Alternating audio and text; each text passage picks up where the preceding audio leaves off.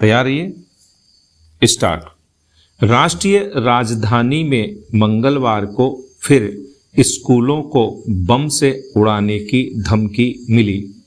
ऐसी धमकियों की संख्या में अचानक इजाफा हुआ है। इससे पहले भी देश के अन्य राज्यों में ऐसी धमकियां मिल चुकी हैं।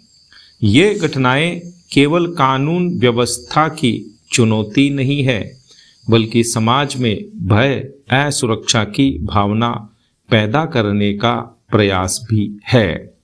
सबसे चिंताजनक बात यह है कि शिक्षा जैसे पवित्र संस्थान को निशाना बनाया जा रहा है, जहां देश का भविष्य आकार लेता है। ऐसी धमकियों से विद्यार्थियों, शिक्षकों और अभिभावकों में डर का माहौल बन जाता है। अब तक की सभी धमकियां झूठी निकली हैं, लेकिन शरारती तत्वों की यह हरकत प्रशासन और स्कूल प्रबंधन के लिए सुरक्षा जांच की प्रक्रिया को बाधित करती है। स्कूलों को खाली कराना, जांच करना, पढ़ाई का नुकसान और संसाधनों पर दबाव, यह सब प्रभाव डालता है। इन धमकियों का असर सिर्फ स्कूलों तक ही नहीं, बल्कि पूरे समाज में फैलता है। अभिभावकों की चिंता बढ़ जाती है और बच्चे मानसिक तनाव का सामना करते हैं। ऐसी धमकियां देना एक गंभीर सुरक्षा और सामाजिक चुनौती बन चुका है। इसे हल करना सख्त जरूरी हो गया है। यह देखा गया है कि अधिकतर धमकियां साइबर अपराध का हिस्सा होती हैं। सोशल मीडिया और डिजिटल प्लेटफॉर्म्स पर अफवाहें तेजी से फैलती हैं, जिससे स्थिति और गंभीर हो जाती है। साइबर अपराधियों को अब तक सख्त सजा नहीं मिल पाई है। इससे ऐसी घटनाओं को बढ़ावा मिल रहा है। प्रशासन, सुरक्षा एजेंसियों को सतर्कता बढ़ानी होगी और आरोपियों को पकड़ना जरूरी है। इसके अलावा साइबर सुरक्षा को मजबूत करना और ऑनलाइन अफवाहों की निगरानी करना प्रशासन की प्राथमिकता होनी चाहिए। सबकी जिम्मेदारी बनती है कि इन अफवाहों से सावधान रहे, बिना पुष्टि के सूचना साझा न करे। अभिभावकों, शिक्षकों को बच्चों में सुरक्षा की भावना विकसित करनी चाहिए। उन्हें आत्मरक्षा व आपातकालीन स्थितियों से निपटने की जानकारी देनी चाहिए। विद्यालयों को निशाना बनाना केवल कानून का उल्लंघन नहीं है, बल्कि समाज के भविष्य पर हमला भी है। स्कूलों में भय का वातावरण फैलाकर बच्चों के मनोबल को तोड़ा जा रहा है। प्रशासन, स्कूल प्रबंधन, समाज को एकजुट होकर इन चुनौतियों का समाधान करना होगा और शिक्षा के वातावरण को सुरक्षित और सकारात्मक बनाए रखना होगा। सख्त सुरक्षा उपाय, तकनीकी समाधान, कानूनी सख्ती और जन जागरूकता से ही इन्हें रोका जा सकता है। देश में सरकारी कार्यालयों का स्वरूप पिछले कुछ वर्षों में कॉरपोरेट ऑफिस की तरह बदला है। सरकारी इंफ्रास्ट्रक्चर में बदलाव के बावजूद क्या कर्मचारियों के व्यवहार और कार्यप्रणाली में भी कोई बदलाव आया है? यह सवाल आज भी अनुत्तरित है।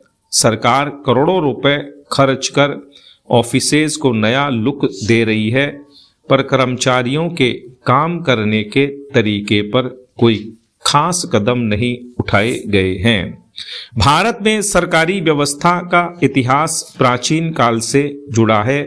सम्राट अशोक, समुद्रगुप्त या मुगलों के शासन काल में भी जनता के लिए एक प्रणाली थी। अंग्रेजों ने 1947 में भारत छोड़ने के बाद लगभग 250 जिलों में एक प्रशासनिक ढांचा स्थापित किया, जिसे स्वतंत्र भारत में जारी रखा गया।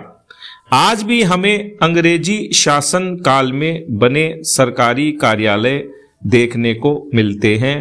देश के संविधान के बाद सरकारी कार्य प्रणाली को सुव्यवस्थित करने के लिए केंद्र और राज्य सरकारों के बीच दायित्वों का निर्धारण किया गया। सरकारी कार्यालयों में अक्सर जनता को जाने की जरूरत होती है, लेकिन पिछले कुछ सालों में तकनीकी विकास से कई काम ऑनलाइन हो गए हैं। हालांकि यह दावा पूरी तरह सच नहीं है, क्योंकि कई मामलों में जनता को अब भी ऑफिसों के चक्कर लगाने पड़ते हैं। बात करें सरकारी कर्मचारियों की, तो उनका व्यवहार पहले से और अधिक निराशाजनक हुआ है। इसका एक कारण यह है कि सरकारी कर्मचारियों की भर्ती में कमी आई है और अब कई कार्यालयों में संविदा कर्मचारियों की संख्या बढ़ी है। ये संविदा कर्मचारी जिम्मेदारी से कम कार्य करते हैं और जनता के प्रति इनकी जवाबदेही बहुत सीमित होती है। इससे कार्यों में गति की बजाय अड़चनें बढ़ी हैं। सरकार ने कर्मचारियों की जवाबदेही सुनिश्चित करने के लिए कुछ नियम भी बनाए हैं। उदाहरण के लिए CCS पेंशन नियमों के तहत 56J के अनुसार अगर कोई सरकारी कर्मचारी सेवा में बने रहने के योग्य नहीं है तो उसे सेवानिवृत्त किया जा सकता है। कई अधिकारियों को जबरन सेवानिवृत्त भी किया गया है। इसके बावजूद कर्मचारियों में सुधार की खास उम्मीद नजर नहीं आती। सरकारी कर्मचारियों के लिए एक आम शिकायत यह रही है कि उनके कार्यालयों का ढांचा पहले से नहीं था। हालांकि अब यह समस्या हल हो रही है, क्योंकि सरकारी कार्यालय कॉरपोरेट ऑफिस की तरह अच्छे हो रहे हैं। फिर भी काम में कोई तेजी नहीं आई है। कई सरकारी कर्मचारियों का बहाना यह रहता है कि कंप्यूटर नहीं चल रहा है, सर्वर डाउन और अन्य तकनीकी समस्याएं आ रही हैं। यह सिर्फ बहाने बनाने का तरीका लगता है और सरकार को ऐसे कर्मचारियों की निगरानी करनी चाहिए। इसके अलावा अधिकारियों द्वारा जनता से मिलने के लिए निर्धारित समय भी कई बार केवल दिखावा साबित होते हैं। अधिकारी उस समय अपनी मीटिंग में व्यस्त होते या किसी दौरे पर चले जाते और जनता घंटों इंतजार करती रहती है। इस प्रकार के अधिकारियों की जवाबदेही तय हो। एक अन्य समस्या यह है कि सरकारी कर्मचारियों द्वारा फाइलों की नोटशीट में कई बार ऐसी टिप्पणियां डाली जाती हैं जो काम को लटका या रोक देती है। सिटीजन चार्टर के तहत कार्यों की समयबद्धता तय की गई है, लेकिन काम समय पर पूरा नहीं हो पाता।